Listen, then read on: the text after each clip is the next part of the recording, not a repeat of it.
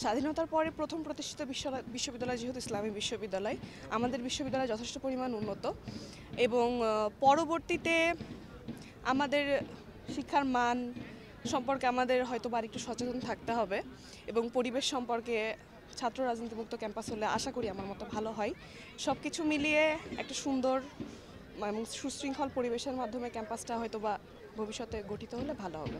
এছাড়াও আমাদের বিশ্ববিদ্যালয়ের সমস্ত কিছুই যথেষ্ট পরিমাণ উন্নত, এটা বলার অপেক্ষা রাখে না। হ্যাঁ, অবশ্যই র্যাগিং মুক্ত ক্যাম্পাস হয়েছে, আমাদের ক্যাম্পাসে কোনো র্যাগিং নেই, এটার জন্য আমরা গর্বিত। ব্রেকফাস্ট, টিফিন কিংবা স্ন্যাক টাইমে মজাদার আয়োজন মানে অল টাইম ব্রেড। আজকে ইসলামী বিশ্ববিদ্যালয়ের 46তম প্রতিষ্ঠাবার্ষিকী। এই প্রতিষ্ঠাবার্ষিকীতে আমাদের শিক্ষার্থী হিসেবে একমাত্রই চাওয়া সেটা হচ্ছে র্যাগিং মুক্ত ক্যাম্পাস চাই আমরা, যেখানে কোনো র্যাগিং থাকবে না, শিক্ষার্থীরা সাবলীলভাবে চলাফেরা করতে পারবে।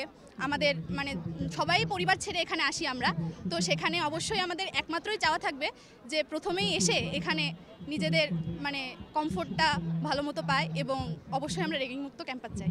স্বাধীন বাংলাদেশ পর আগস্ট জুলাইয়ের আন্দোলনের পর আসলে প্রথমবার স্বাধীন বাংলাদেশের প্রথমবার আমাদের বিশ্ববিদ্যালয় দিবস। এর আগে যথেষ্ট দুর্নিয়ম হয়েছে এবং এখন আমরা আশা করি নতুন একটি বাংলাদেশে আমরা সুন্দর একটি আমাদের শহীদ আবরার ফাহাদ ভাই এবং শহীদ আবু সাইদ ভাইদের তাদের আদর্শ নিয়ে আমরা নতুন বিশ্ববিদ্যালয় গড়ে তুলতে পারি এবং তাদের আদর্শে আমরা নতুন করে কিছু করতে পারি, দুর্নীতিমুক্ত বাংলাদেশ করতে পারি।